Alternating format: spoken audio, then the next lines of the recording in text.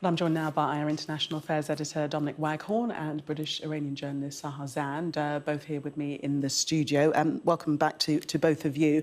Just to you, first of all, Sahar, we're still hearing that term, hard landing. I thought we had actually moved on and there was acknowledgement that it was a crash, but not so. I mean, a lot of people say that getting any information officially from the Iranian regime is a big step, and for them to even have confirmed that this crash has taken place has already been a big leap, considering the confusion and the amount of misinformation and various speculations that we've been getting. They are, of course, not going to want to look weak, especially looking at what's happening right now in the world with the war in Israel and with the exchange that they had only a few days ago. So, of course, they're going to continue calling it a hard landing because they don't want to look like they're not in control. They don't want to look like they sent their own president in a helicopter on a day where it was clearly foggy and rainy from the morning, and they claim that they still don't know where the helicopter is or in what condition. It doesn't make the Islamic Republic look good, and they're going to use whatever terminology they can to make themselves look not bad. But Dominic, we are hearing that as far as we can tell, the reason for the crash is the bad weather, visibility poor, just down to a few metres, and heavy fog. Oh, I think that's the assumption. I mean, it's with helicopters, it's always, you know, I think you always assume if something happens mysterious with a helicopter, it's technical or pilot error, because, you know, they're a lot harder to fly in difficult conditions than aeroplanes are. So it's either a technical problem or the pilot has made a misjudgment and brought it down, and that's been caused by the fog or the mountainous terrain. But yes, it is extraordinary that, you know, and the point also to make is that the other two helicopters made it through. So somehow they lost the helicopter with the president and the foreign minister on board, and for hours now they've not been able to trace where that helicopter came down. I think the hard landing story may or may not be true. I think it's certain to say that they know more than they're saying. I think that's a fair assumption to make. But it's a mystery, really, as to how this has happened. And they are going to now need help, it seems. And the Turks are sending their search and rescue teams. They're actually driving across the border and through northern Iran, so it'll be some time before they get there. The Europeans have offered some kind of electronic mapping assistance as well. So they're pretty desperate, the Iranians now. Hours into this, they are still, it seems, no closer to working out where the president and his helicopter is. Some reports are on Tasnim News that the exact location they're zeroing in on, but that's not been confirmed by anybody else yet. And, you know, the point has to be made that the conditions were bad this afternoon. They're obviously going to be a lot worse now that it's dark and it's nighttime out there. And so what are you hearing regarding the actual location? The latest is that the officials from the eastern Azerbaijan region have actually announced that they've located the exact location. Now, this is according to the semi-official news agencies, and they say that they're now focusing their rescue operation towards that area. We know that some of the officials from the Iranian government are actually going there, being deployed there to help the investigation, and a team of around 240 people are joining this rescue operation. The latest, I should mention, a few minutes before I walked in, is that an emergency council has been formed and it's on its way to discuss this accident. We don't know yet what they're going to be talking about, or, you know, what they already know. We don't really know. We have to wait and see. But this is an emergency council within Iran. Within Iran, but it was announced that ministers, presidents, deputy, and a number of other high-ranking officials are going to be attending this council. And that is the question, what happens next, Dominic, isn't it? Who steps into the breach while the president is missing? Does his deputy step into the role? Does the supreme leader make a pronouncement and appoint somebody?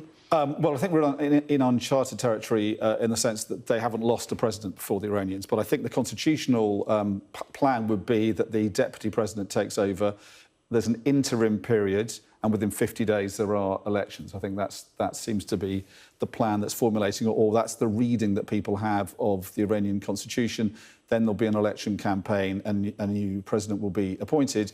Iran is effectively a kind of theocratic dictatorship. It has a parliament, it has lots of layers of government, huge number of security organisations as well, but the supreme leader, Ali Khamenei, is the man in charge. He has the power, but he's in his mid-80s. He's reportedly unwell, and therefore other members of the government have some kind of influence on him and have a certain amount of power. The assumption is he will appoint somebody like Raisi, who was a hardliner, one of the hardest of the hardliners, and that man will replace Raisi through a kind of rigged election, which is how Raisi got to power. But I think there are a lot of unknowns here because we've not been here before with Iran. And it does come at a time where the government there has got a lid on the unrest, but it is suffering from a weakened position because of the unrest, but also because of the failing economy. So, you know, it's not as stable as it was in the past, and therefore an unexpected event like this could have implications that are hard to predict, hard to foresee. And that's one reason why the Supreme Leader has come out immediately and said not only is he praying for his president, but trying to reassure people that there will be no disruption to the way society and the state operates in Iran. And Sahar, would you agree with that sentiment that everything will remain as is, the status quo will be maintained, and there actually won't be any difference to the lives of Iranian people? Absolutely. We have to remember that Iranian regime, as it is, was born out of a populist revolution, and their whole system is designed in a way to make sure that they're not removed in any way. And the whole system is very rigid, and they make sure that whatever happens to any of its members, things will be business as usual. Khamenei, a lot of people are saying, has assured the public that things will be the same. But as we know, there has been a series of protests, nationwide protests happening in Iran. The latest was after the killing of Mahsa Amini in the custody of the notorious morality police. And many people want this regime gone. So when Khamenei, quote unquote, assures people, a lot of them are actually feeling threatened that things will be the same. But nobody seems to be surprised about this sentiment. Another thing I need to mention, you spoke about the dire economy in Iran, which has been another reason for the protest and something that a lot of people have been holding the Iranian government to account. We were talking earlier, will anything change if Raisi was to be harmed? The short answer is no politically, because as you alluded to, he will be replaced by someone very similar to himself. But in terms of the economy, since the news of this crash was announced, we know that rial has already, the currency in Iran has already plummeted against the US dollar. Interesting.